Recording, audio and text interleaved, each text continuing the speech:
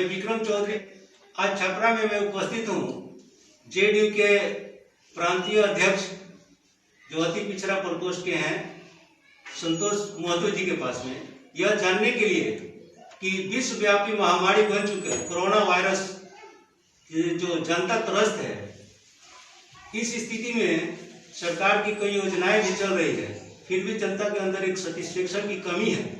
तो मैं ये जानूंगा कि सरकार की तरफ से क्या क्या कदम उठाए जा रहे हैं। और एक दूसरी घटना घटी है जो छपरा जिला के और मेन शहर के करीब में आकाशीय बिजली गिरने की वजह से कई लोग हताहत हुए हैं और कई लोग हॉस्पिटल में भी एडमिट हैं। तो जानते हैं संतोष बाबू से इस पर इनके क्या राय है। अभी जो महामारी है विश्वव्यापी, पूरा देश हमारा नोटबंदी की स्थिति से गुजर रहा है और बिहार भी प्रभावित है आज के टाइम में।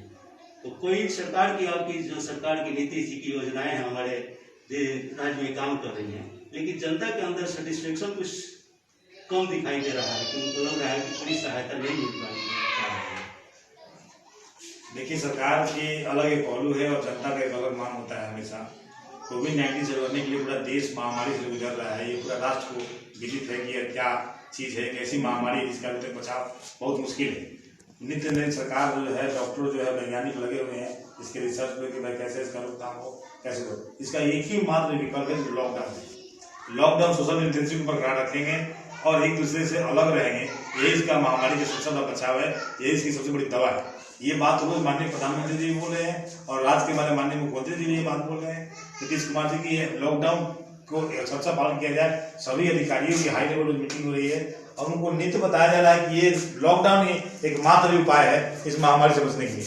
लेकिन लोगों में जो उत्सुकता है, लोगों में जो बेचैनी है, उस बेचैनी को कैसे दूर किया जाए, ये सरकार रोज पहल कर रही है। सरकार कभी सख्ती से भी जा रही है, आम जनता को भी यह तकलीफ हो रही है, इसके लिए हम माफी चाहते हैं। लेकिन इस लॉकडाउन में आप अपने आप को सुरक्षित नहीं कीजिएगा, देश को सुरक्षित नहीं कीजिएगा तो राज्य की जनता सुरक्षित नहीं रहेगी और देश की जनता सुरक्षित नहीं रहेगी, सभी लोग असुरक्षित हो जाएंगे। इस माहौल को सबसे बढ़िया अगर अपने अनुकूल करना है, उसको रोकना है इस महामारी को, तो लॉकडाउन ही पर्याप्त साधन है।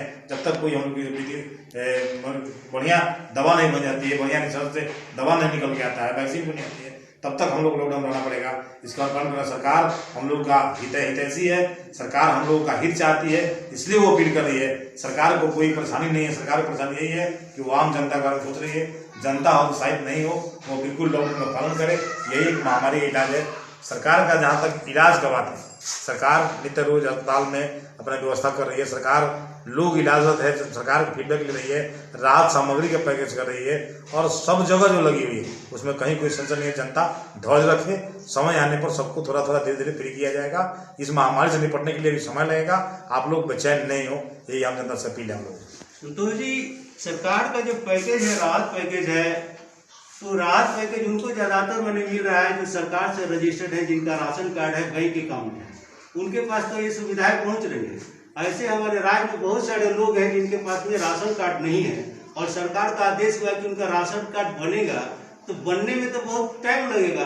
तो जब तक वो रोजमर्रा की जिंदगी जीने वाला गरीब लोग है जिनका रोजगार बंद हो चुका है, उनको ना राशन मिल रहा है ना पैसा मिल रहा है, तो ऐसे लोग लंबे समय तक कैसे जीवित रहेंगे। देखिए, राशन कार्ड की जहाँ तक सवाल है, बहुत बड़ी समस्या है। इससे पूरे बिहार ही नहीं, पूरा देश में राशन कार्ड का माहौल चल रहा है। लेकिन हम लोग का बिहार में जो स्थिति है, गरीबों को राशन जिनका मुहैया नहीं है, माननीय मुख्यमंत्री ने हाई लेवल मीटिंग बुला करके यह स्पष्ट कर दिया, सभी पदाधिकारियों को एक बैठक बुलाई है कि वहाँ का जो आंगनबाड़ी सेविका है और जीविका जो बहन है, उन लोगों को निर्देश दिया गया कि आप लोग अपने स्तर से उस वार्ड में, उस शहर में, उस कस्बा में जाकर के सर्वे करेंगे घर का, और सर्वे करने के बाद वो बताएं कि भाई कौन नीडी है, कौन किसको आवश्यकता राशन कार्ड देता है। राशन कार्ड का बता देता है, जो राशन कार्ड जो मूल रूप से संपन्न लोग हैं उनके लिए तो है नहीं, लेकिन हम लोग में क्या होता है कि यहाँ जनता में ऐसा प्रश्न हो जाता है कि वो लोग अपने आप समझते हैं कि हमारा ही बनना चाहिए। जो लोग गरीब गुरबा हैं, जो पोस्ट फलानी बनाने वाले लोग, जो काम करने वाले मजदूर किस्म के लोग हैं, उनके लिए राशन कार्ड है, गरीबों को सहायता को दी जाती है। लेकिन आम लोग भी बढ़कर के उसमें आ जाते हैं सामने, यही बहुत बड़ा विडम्बना है। सरकार रोज फॉलो कर रही है, सरकार रिपोर्ट मांग रही है, डीएम के माध्यम से सरकार डीएम साहब अपना पूरा कमेटी गठित कर चुके हैं, पूरा जिला भर में ये पूरा पूरे प्रदेश में चल रहा है और सर्वे के अनुसार काम होगा। जहाँ तक राहत पैकेज की बात है, राहत पैकेज भी जिनको अनाज नहीं है, जिनको राशन नहीं है, हमारे एमओ के द्वारा, बीवीओ के द्वारा, सीओ द्वारा व्यवस्था किया जा रहा है। कोई भूखे नहीं मर रहा है। अगर वो है तो सोशल डिस्टेंसिंग का पालन करते हुए सभी सरकार अपने से मुहैया राहत शिविर चला करके खाना मुजफ्फरपुर छपड़ा हो सब बनवा करके पहुँचवा रही है। इसमें कहीं कोई सेंसन नहीं है। थोड़ा धौड़ रखने की जरूरत है। हम अपने अनुशासन नहीं रहेंगे, अपने समझेंगे तो फिर वो कोई फायदा नहीं है उसका। राशन कार्ड के लिए घबराए नहीं, राशन कार्ड सबका अनुचित होगा। उसमें जो जीविका और सहायिका को दिया गया है ड्यूटी, जो आंगनबाड़ी की दिया गया है, उनसे सर्वे करके माना नहीं होता है। उस एमओ से बात करें, उस वीडियो से बात करें, वहाँ के जनप्रतिनिधि बात करके वहाँ एक फॉर्म जो है वहाँ जमा करना है।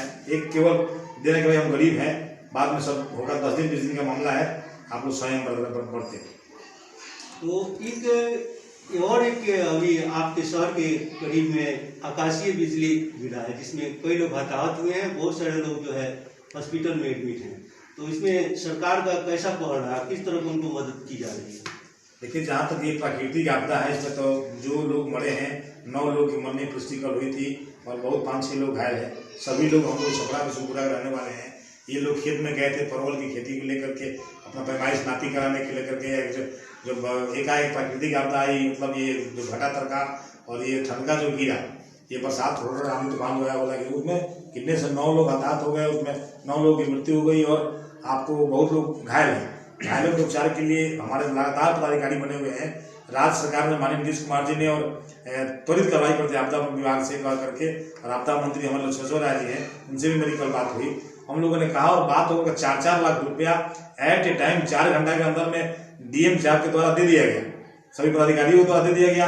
9 आदमी को 4 लाख रुपये का चेक परिजन को, और जो जिनकी इलाज चल रही है उनको भी इलाज के लिए खर्चा, और सरकार सब पहल कर रही है कि बिंदु पर सरकार अपना योगदान कर रही है, उसमें कहीं कोई संशय नहीं है। और जब प्राकृतिक आपदा के से हम लोग लड़ने में अक्षम है, प्राकृतिक भगवान के सामने कोई नहीं है, वो तो भगवान जाने कि किन हालातों में उनकी मौत हो गई। लेकिन जो भी है हृदय विदाई घटना है, उसके लिए महसूस करते हैं, उनकी आत्मा शांति के लिए प्रेयर करते हैं। उनके बिहार के जो मजदूर हैं, जो दिल्ली जैसे, महाराष्ट्र जैसे राज्यों में, अन्य राज्यों में जाकर फंसे हुए हैं, कुछ विद्यार्थी भी कोटा में जो राजस्थान में फंसे हुए हैं, इस सारे लोगों की, घर के लोगों की जो चाहत है कि नहीं वहाँ से छात्र भी अपने घर पहुँच जाएं, मजदूर भी अपने घर पहुँच जाएं।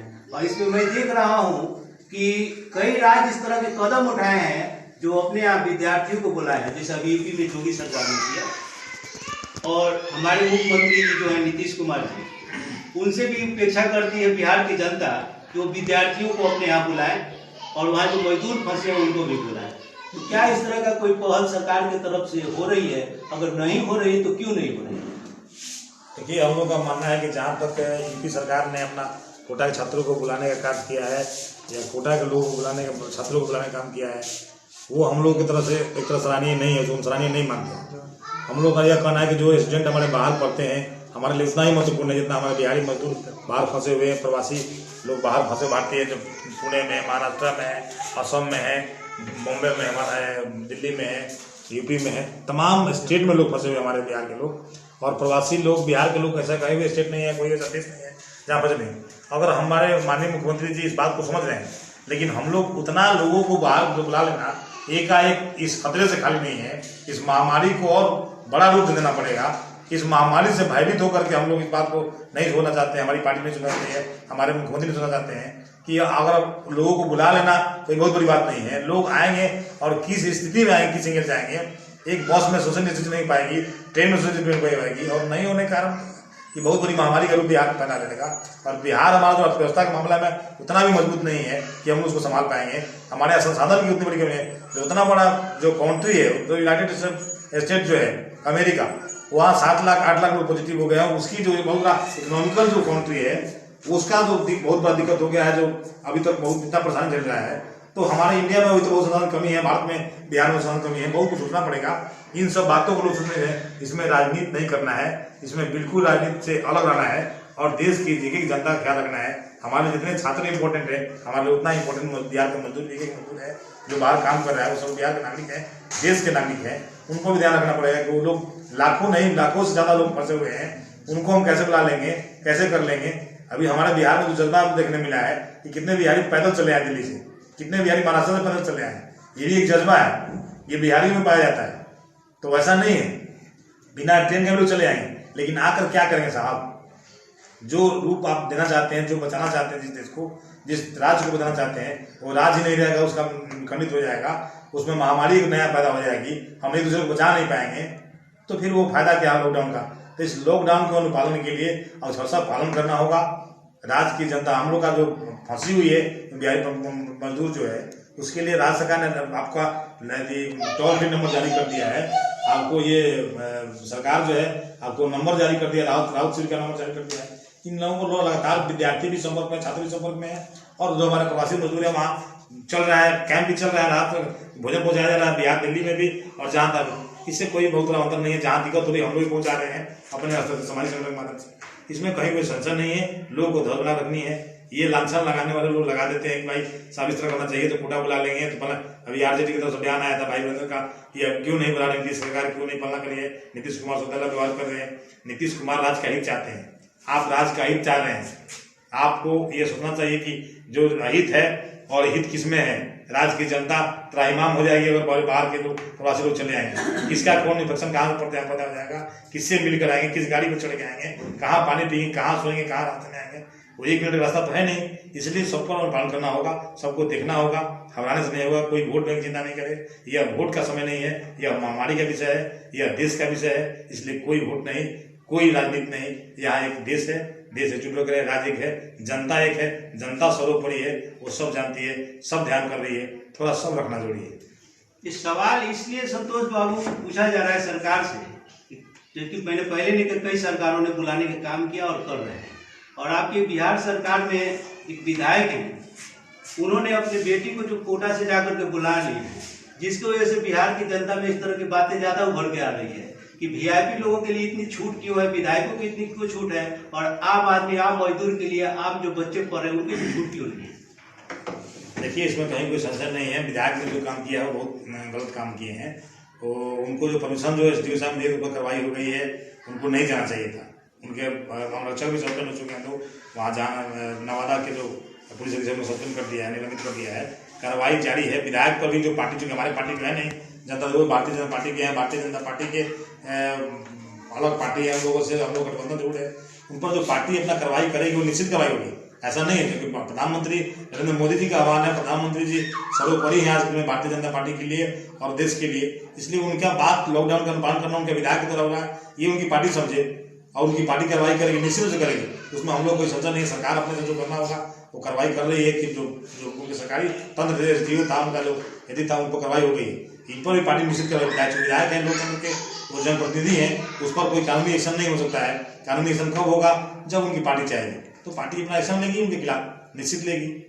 यहाँ पर संतोष बाबू के पास ये स्पष्ट होता है कि सिर्फ सरकार ही नहीं, समाज की भी जिम्मेदारी बनती है, और खासकर जो सामाजिक कार्यकर्ता अपना आप को कहते हैं, उनकी सबसे ज्यादा जिम्मेदारी बनती है कि सिर्फ वोट के समय ही दरवाजे पर न जाए, इस दुख की स्थिति में, संकट की स्थिति में भी गरीबों के घर पे पहुंचे और उनकी समस्याओं को सुने, ताकि एक भी व्यक्ति किसी भी पंचायत में, किसी भी गांव में भूखा नहीं रहे। ये हमारी मानवता कहती है, हमारी इंसानियत कहती है, यही हमारा धर्म कहता है।